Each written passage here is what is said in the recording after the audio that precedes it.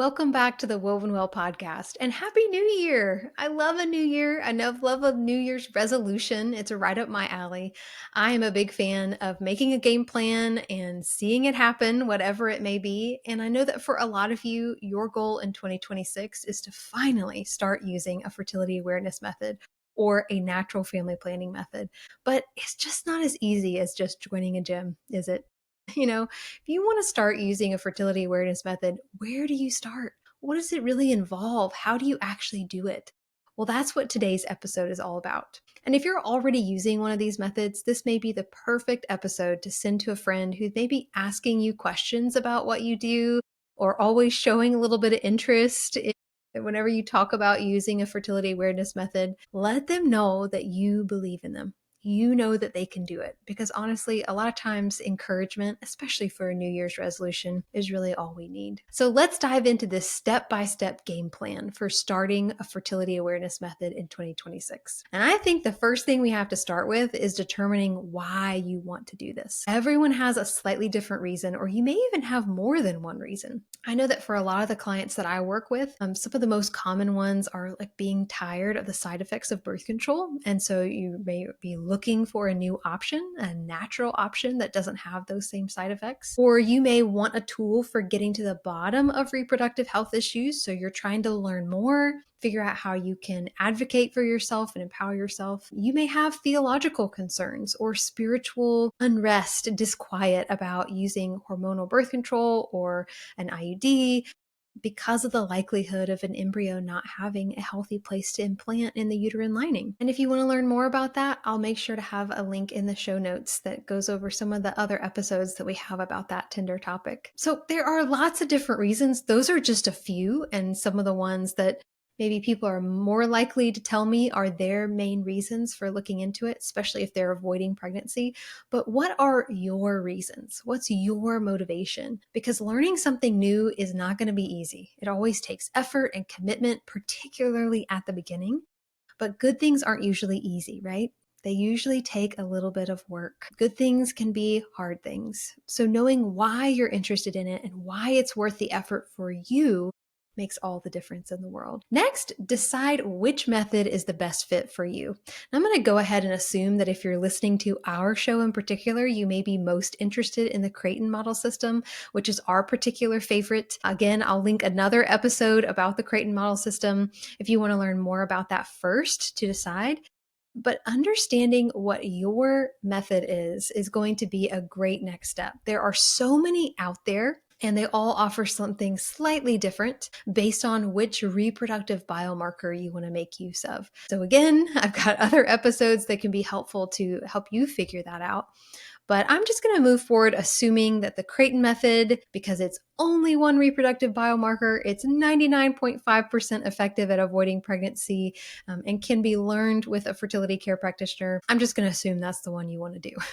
So the next step would be to find an instructor that you can trust. It is huge to have somebody who is on your side in this process. I can tell you from experience that when I was first interested in natural family planning in general, just for my own use, I went to the library and I got a book. And I read that book from beginning to end, and I took a lot of notes. But the thought of then having to use that information to actually plan my family, actually avoid pregnancy, which is what my goal was at that time, oh my gosh, that was terrifying. Terrifying. I really benefited from being able to work with a fertility care practitioner myself. And that's one of my favorite parts of the Creighton Model System specifically, because we are working with you to see you be successful. We're just as invested as you are. So on your end, you are maybe, if you're using it to avoid pregnancy, very focused on not getting pregnant right now. But as your fertility care practitioner, I'm very focused on making sure that you feel educated and empowered and you have the tools that you need, and that this is something that you can actually use regardless of what your reproductive status or goal is. And you can actually use it for the rest of your reproductive life. So when you're looking for an instructor, the first thing I would say to look into is their education. There are methods out there, because Creighton's not the only one. There are many, many methods. There are methods out there that only go like a weekend to train their educators. or a quick 4 to 6 week course. Just to speak for ours, it's a 13-month program with intensives and practicums and exams. And I mean, we really have to go through a lot in order to be able to call ourselves a fertility care practitioner. Next, you want to look for somebody with experience. So there are benefits to working with someone who's new, like an intern, someone who's learning, because not only will they look at your charting and talk with you, but you're also going to have the benefit of their educator looking at your charts too. But in general, if you can find someone who's been doing it for a while, that is a huge benefit. I know for myself, I have seen thousands of charts over the years, and I really don't think that there's a scenario that I've yet to see. So yeah, somebody else has been through it before, and I would be happy to walk you through that. And then you're looking also for your connection to them, your vibe, do I feel comfortable with them? Do I feel safe? Do I feel like I can share some of these really intimate and tender things with this person, because you're about to be talking about intimate and tender things. So it's good if it's someone that you feel really comfortable with. All right, next step in the game plan, attend an interest class or an introductory session. So the great thing about these kind of classes is that there are no commitments here. It is a great place to learn more information and just to ask a lot of questions. Have your husband attend with you if you're married and going to be using this for fertility reasons. Even invite a friend to join with you if you want to. But come to these classes ready to learn and ready to ask questions. That's what that instructor is there to do for you. Which makes me think of another point, which is as you're making this game plan to really be serious about starting a fertility awareness method in 2026, invite a friend to join you in the process. Oh my goodness. Community makes it so much easier to be consistent, but honestly, it just makes it more fun. When you have somebody that you can text and be like, I'm meeting tomorrow with them, or this is going on, or what do you do in this situation, or how are you feeling? Are you remembering to do it? Is it going well, or is it hard for you right now? Like, just having somebody there that you can talk to, I think makes a big difference. And although there are tons of women using these systems, it's nice to know that someone in your real life is using it too. And even more specifically, someone who is learning it from scratch right alongside you. So if you can find a friend to do it, even if you convince them to do it just to help you get started, who knows? They may stick around with it for a long time. And by the way, it can sometimes feel intimidating to bring this up. I talk about it so easily because this is what I do for a living. So I'm used to talking about cervical mucus all the time. But sometimes it can feel a little bit uncomfortable or awkward at the beginning. But we ladies talk about our cycles, right? We talk about birth control, we talk about pregnancy, we all talk about this kind of thing. So we can talk about our fertility too, and we can talk about natural family planning methods. Do you know how many women are out there looking for a way out of birth control or for an alternative that doesn't make them feel bad or give them mood swings or cause them to gain weight? I promise it will be a fruitful conversation starter no matter what. All right, next step is to set a start date for your first day of observations. So a lot of times people will get the materials in the mail and they'll say, well, I'll get started on this in a week or in a couple days, or let me just finish this, or I'll wait for my period to start, or, and there's just always something standing in the way. My personal preference is when you get those materials, as long as your instructor has given you the green light, go ahead and begin immediately. If you can, then that's ideal. Like read all the material that day and then the next day get started. If you know that you're just maybe 2 or 3 days away from the start of your period and you really want to wait until that period start date, I get it. You can do that, but if it's going to be like 10 days, 2 weeks, it's not worth it. Just go ahead and get started beforehand. Next step is to be realistic about the time that it takes to learn. Oh my goodness, this is one of the things that causes the most struggle for a lot of ladies that I work with initially. Just because you get started making your observations, for instance, on January 10th, doesn't mean that you have to know how to use the method on January 10th. In fact, that's not actually how it's done. It can't be. January 10th may be the first day that you're starting to make observations, the first day that you think about checking, that you remember to chart, that you check in with your friend or your husband or whatever those pieces are to help you begin to use it. But give yourself grace to learn. It's not the day that you understand how everything fits together or what everything means or how to interpret it. That comes with time and experience with working with your instructor specifically.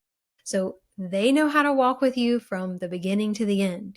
This is why an instructor matters so much. Our job is to guide you and help you to be successful, but also to remind you that it takes time to learn. So we're actually going to build that into your learning. And what I mean is that we know that you don't know what you're doing. So let me say that again. We know that you don't know what you're doing. That's okay. We're going to build in guardrails, so to speak, to help you be successful in those early weeks and months. So ask them questions, gain their guidance, take one day at a time. These fertility care practitioners are there to help you. And also, from the first day that you begin, give yourself a solid 3 months before you expect to feel like, oh, I got this. This is nothing. This is so easy. Give yourself at least 3 months to get to that point. Because the reality is, you will likely feel that way before then.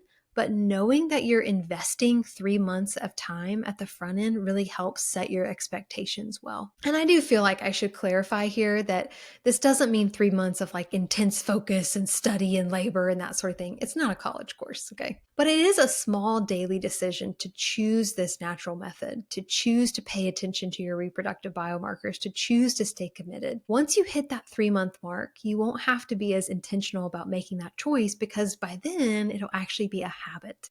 So you'll feel much more confident without having to try so hard. Okay, we're getting close to the end here, but the next step in the game plan is to talk with your husband, if you're married, about how you'll both participate. So if you're married and you're using this for family planning in addition to health monitoring, then you'll want to make sure that your husband is on board. Now, ideally, he would join you at the education session so that he can learn right alongside you. You'll be a team as you do this. But I realize we live in a real world. And if he can't do that, then you could send him maybe our Primer for Husbands episode, which I'll link in the show notes, or make a plan to share what you've learned at the end of each session. I realize that sometimes that can feel overwhelming for the women. It's like, oh my gosh, I'm just learning this and now I have to teach him too. But it's not about the teaching so much. It's about sharing that learning experience. If this is overwhelming for you, it's going to be overwhelming for him too. But without all that helpful education that you're receiving from us each week as you meet with your fertility care practitioner.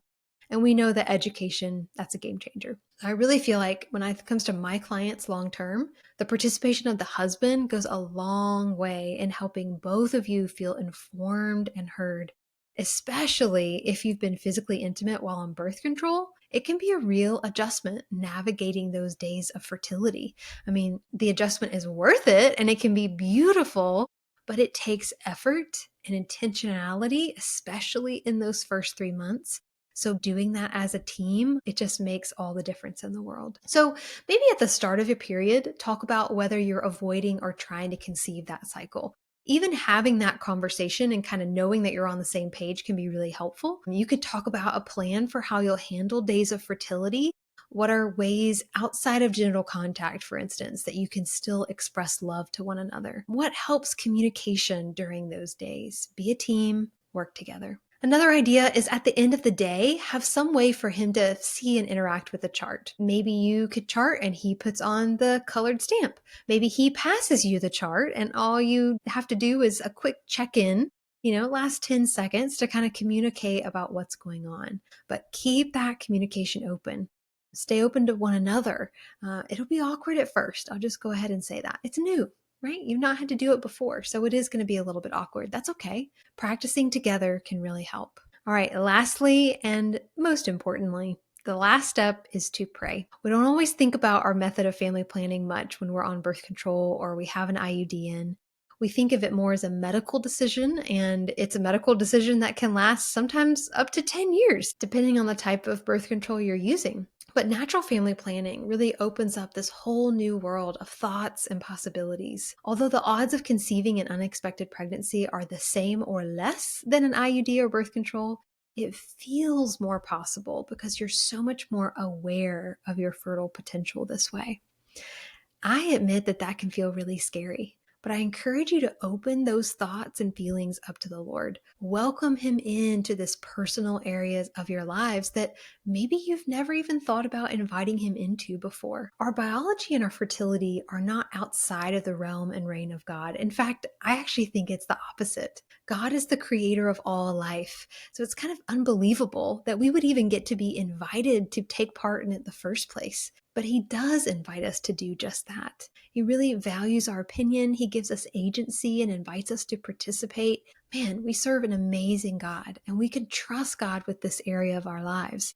So let him know your questions. Talk about that together as a couple, your concerns, your fears. Pray about it together if at all possible. But really opening up your heart to the Lord can make a huge difference. This is a new area, not just in your marriage, not just in your own life, but in your spiritual journey as well. This could be an area even of submission to the Lord. And again, that doesn't mean you don't have a say. He does invite you to have a say, but it's acknowledging that ultimately God is the creator of all life and that you trust him with that. So when you pray, you can say things like, Lord, I trust in you. Open our eyes to your presence. Give us guidance and direction. Help us to trust you when we doubt ourselves. Guide and prepare us for what you have for us. Open our hearts to your will and develop in us trust for you and whatever journey you have for us here.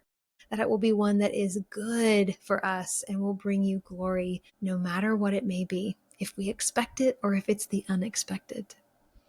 I really think that this can be an incredibly rich spiritual season for women and for couples. So welcoming him in, praying with him, walking with him is absolutely a critical step to take. All right, those are my step-by-step guides, my game plan for starting a fertility awareness method in 2026. And if you follow those, I really think you will be good to go. You will be able to do it.